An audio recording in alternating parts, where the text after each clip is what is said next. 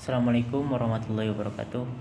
Perkenalkan, nama saya Dedenul Mustafa dari PAI 4E NIM 123020205 akan menjawab soal UAS Filsafat Pendidikan Islam.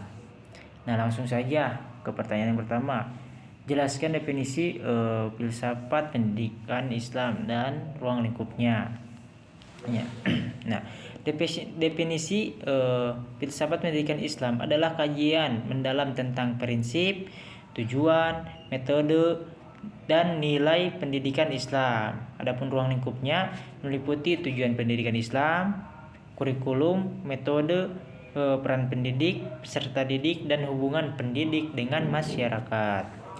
Nah, pertanyaan yang selanjutnya, apa fungsi filsafat Islam bagi pendidikan Islam? Nah, fungsinya itu sebagai dasar berpikir kritis, membangun landasan nilai, mengarahkan tujuan pendidikan sesuai ajaran Islam, serta membedakan antara yang hak dan yang batil dalam proses pendidikan. Nah, terus pertanyaan yang ketiga, terdapat beberapa aliran dan dalam filsafat pendidikan Islam, aliran apa yang relevan dengan kondisi saat ini? Nah, aliran yang relevan dalam kondisi saat ini, di kondisi modern saat ini, aliran yang menurut saya relevan itu adalah progresivisme Islam, karena mendorong pembelajar aktif, berpikir kritis, dan kontekstual dengan realitas zaman modern ini tanpa meninggalkan nilai-nilai keislaman gitu. Terus pertanyaan yang selanjutnya, keempat, jelaskan pengertian filsafat pendidikan Islam dan apa pentingnya filsafat pendidikan Islam. Nah, filsafat pendidikan Islam adalah upaya berpikir mendalam tentang hakikat pendidikan dan perspektif Islam gitu. Filsafat pendidikan ini sangat penting gitu ya, untuk membentuk generasi muda yang lebih beriman, berilmu, dan berakhlak mulia. Nah, seperti itu. Terus pertanyaan nomor 5, sebutkan dan jelaskan 3 aliran filsafat pendidikan Islam dan siapa tokoh tiap aliran tersebut. Nah, untuk yang pertama di sini ada. Untuk yang pertama ada aliran esensialisme Islam. Nah, adapun tokohnya itu Al-Ghazali. Nah, aliran ini menekankan kembali kepada inti ajaran Islam yang murni gitu, seperti Quran dan Sunnah gitu ya, serta nilai-nilai tetap esensi dalam Islam gitu. Nah, aliran ini menekankan banget gitu. Nah, terus aliran selanjutnya adalah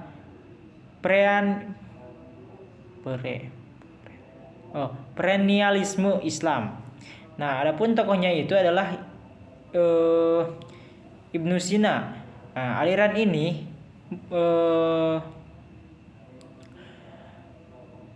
menekankan pemikiran yang melihat bahwa kebenaran ada dalam Islam bersifat abadi gitu ya, tidak sementara, dan semua agama besar memiliki inti kebenaran yang sama, seperti itu.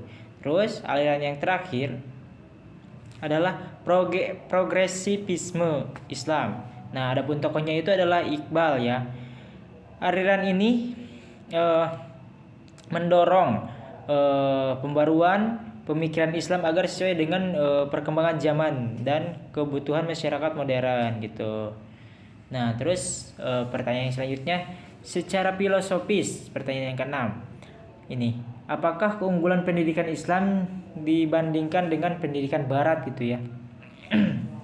Nah, keunggulan pendidikan Islam itu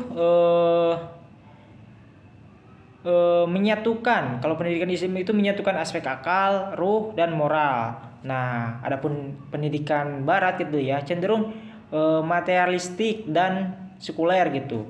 Islam holistik, dan kalau Islam itu holistik dan berorientasi akhlak gitu, yang mulia gitu kalau Islam itu.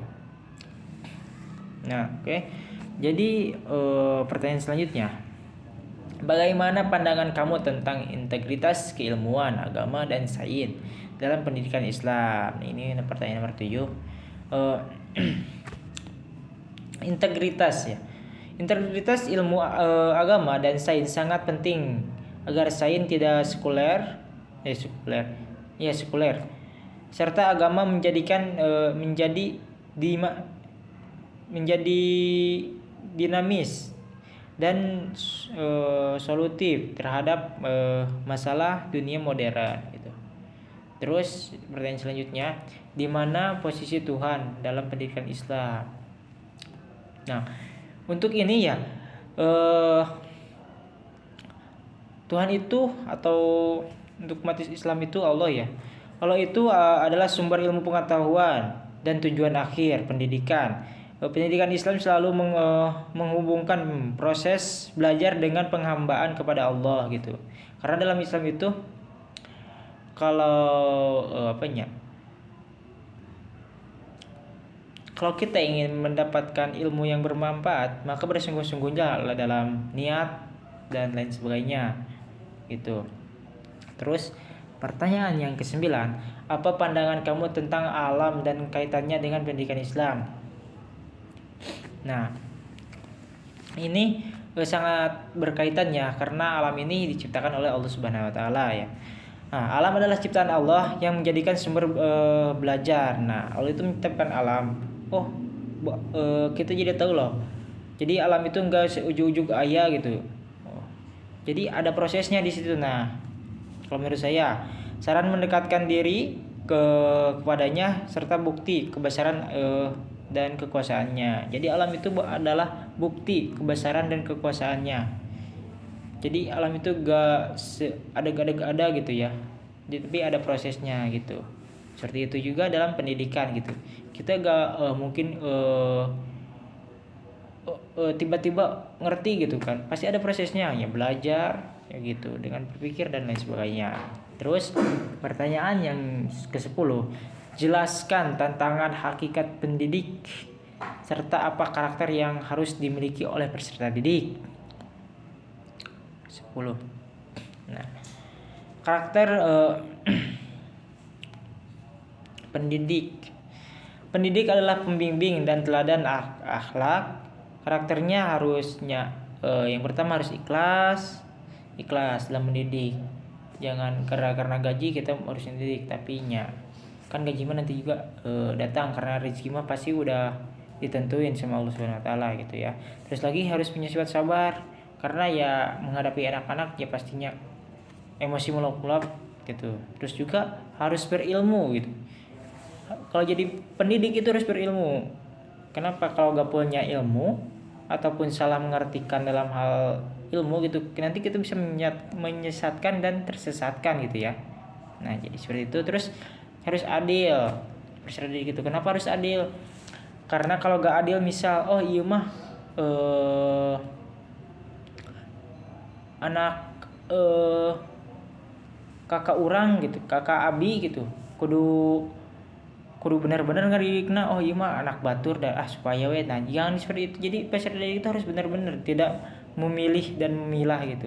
Jadi harus benar-benar ini peserta didik saya, anggap berarti anak sendiri, didik dengan benar. Nah, seperti itu. Juga harus jujur mendidik itu. Terus berakhlak yang mulia. Seperti itu. Nah, terus selanjutnya, pertanyaan selanjutnya yang ke-11 sekaligus yang terakhir, apa saja sifat yang mesti dimiliki oleh peserta didik? Nah, sifat yang harus dimiliki oleh peserta didik yang pertama adalah niat dalam belajar, karena kalau gak niatnya pasti ya gak bakal berhasil. Kalau niatnya cuma main-main ya pastinya gak bakal dapat apa-apa gitu. Jadi harus niat benar-benar dalam belajar karena Allah. Terus lagi semangat mencari ilmu. Kenapa harus semangat? Kalau kita tidak semangat, ya pasti kesannya monoton. Saya nawe enggak ya, jangan seperti itu. Kalau ingin mendapatkan ilmu yang bermanfaat. Terus yang keempat ada rendah hati, tawadu. Kenapa harus tawadu? Ya, jangan nanti kalau misalnya aku gitu ya. Aku tuh nanti udah tahu nih ilmu apa tentang akidah akhlak gitu ya. Asapang gagahna gitu. Jangan seperti itu. Jadi harus rendah hati. Karena ilmu itu hanya titipan gitu ya. Siapa tahu besok atau kapan gitu 1 menit ke depan ilmu itu hilang karena kita tidak bersifat sombong gitu ya. Aku asa ilmu itu ilmu kita, padahal itu cuma titipan gitu ya, yang harus disampaikan lagi kepada orang lain gitu. Terus yang keempat, peserta didik itu harus disiplin dan bertanggung jawab. Kenapa harus disiplin? Karena kalau tidak disiplin nanti kumaha manehna mau dapat ilmu yang bermanfaat, terus harus bertanggung jawab. Kenapa harus bertanggung jawab? Nah, karena memegang ilmu itu enggak semudah memegang HP seperti ini ya. Karena ilmu itu berat ya. Seperti itu. Ilmu itu amanah dari Allah Subhanahu wa taala untuk disampaikan lagi. Seperti itu. Nah, ya mungkin cukup sekian jawaban dari saya, kurang dan lebihnya. Kalau kurang itu datang dari diri saya sendiri, kalau lebihnya itu dari Allah Subhanahu wa taala. Assalamualaikum warahmatullahi wabarakatuh.